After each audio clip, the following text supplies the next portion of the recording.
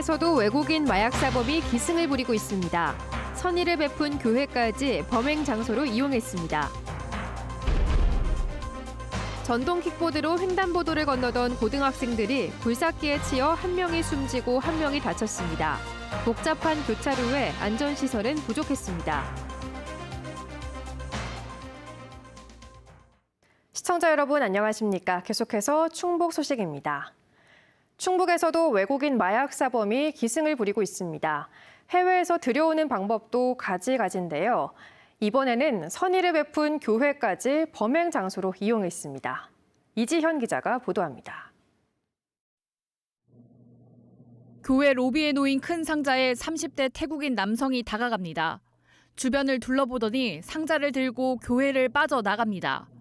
라오스에서 국제 우편으로 교회에 배달된 건데 잠복해 있던 검찰이 압수해 열어보니 야바라고 불리는 합성 마약이 들어있었습니다. 시가 8억 원어치, 약 2만 명이 동시에 투약할 수 있는 양입니다. 이 상자를 교회로 보낸 건 라오스 현지의 선교사. 불법 체류 신분이라 고국의 우편물을 받아볼 수 없는 외국인들을 딱하게 여겨 아는 목사에게 대신 받아달라고 부탁한 겁니다. 선교사나 목사 모두 마약인 줄은 몰랐다고 진술했습니다. 또 다른 20대 태국인 여성은 역시 국제 우편을 통해 전자기타나 가방 안쪽에 마약 4만여 정을 숨겨 들여왔다 적발됐습니다. 청주지검은 이들 2인조 외에 실타래에 마약을 은닉한 50대 태국인도 붙잡아 재판에 넘겼습니다. 이 같은 외국인 마약 사범은 충주와 진천, 음성 등 외국인 노동자가 많이 거주하고 있는 지역을 중심으로 급증하고 있습니다. 국내에 들어오면 굉장히 가격이 고가가 되거든요. 유통을 하면 상당한 수익을 얻을 수가 있기 때문에 외국인 마약 사범들이 증가하고 있고, 특히 외국인 노동자가 많이 찾는 야바는 지난 상반기 청주지검이 압수한 것만 14만 6천여 정으로 지난해 한 해 밀수량보다 무려 7,600% 넘게 폭증했습니다. MBC 뉴스 이지연입니다.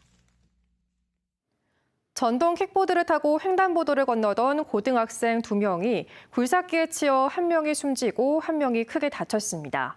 어제 청주에서 발생한 사고인데요. 현장에는 이렇다 할 안전시설도 없었습니다. 김은초 기자가 보도합니다. 사고가 난 청주 터미널 사거리는 평소에 차량 통행이 많고 형태도 복잡한 입체 교차로입니다. 넓은 차로를 건너야 하는 교차로 중심부 횡단보도와는 달리 인도와 교통섬을 잇는 횡단보도에는 보행자 신호등이 없습니다. 학생들은 이 횡단보도를 건너다 굴삭기에 치여 변을 당했습니다. 사고를 막을 시설물도 없었습니다. 바로 뒤에 있는 횡단보도는 과속방지턱 역할을 하도록 높게 고원식으로 설치되어 있는데요. 정작 사고가 난 이곳은 이 길의 첫 번째 횡단보도인데도 정지선 말곤 별다른 안전시설이 없습니다. 횡단보도 전방에 정지선이 있었지만 굴삭기 운전기사는 멈추지 않고 그냥 지나갔습니다. CCTV를 추적해 찾아온 경찰에 집에서 붙잡혔는데 사고가 난 줄도 몰랐다고 진술했습니다.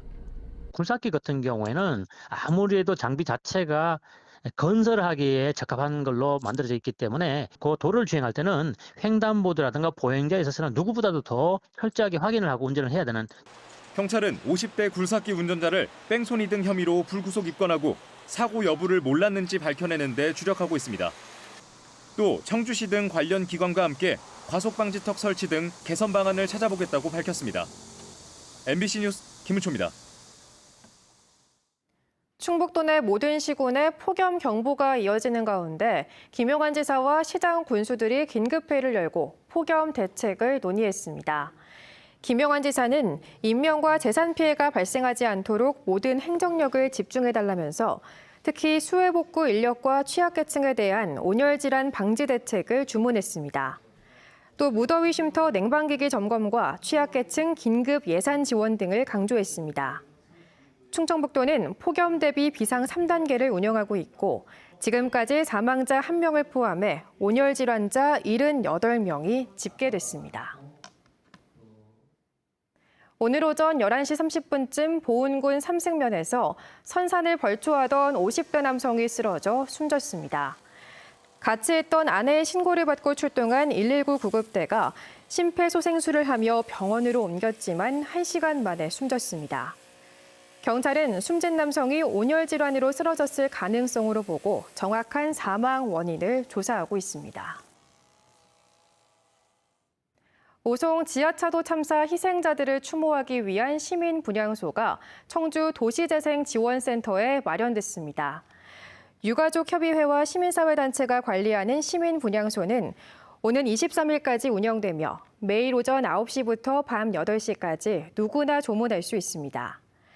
한편 시민 모임이 오송역 버스 환승센터에 마련했던 추모 공간은 시민 분향소 설치에 따라 2주간의 운영을 마쳤습니다. 700여 명이 남긴 추모 메시지와 조화 등은 다음 주 중 유가족들에게 전달될 예정입니다. 최근 국립공원 탐방로나 그늘쉼터 주변에 독사 등 뱀이 자주 나타나 주의가 요구됩니다. 국립공원공단은 장마가 끝난 뒤 체온을 높이기 위해 일광욕을 하거나 일광욕 후 그늘로 돌아가는 뱀들이 관찰돼 뱀 주의 안내판과 뱀 그물을 설치했다고 밝혔습니다.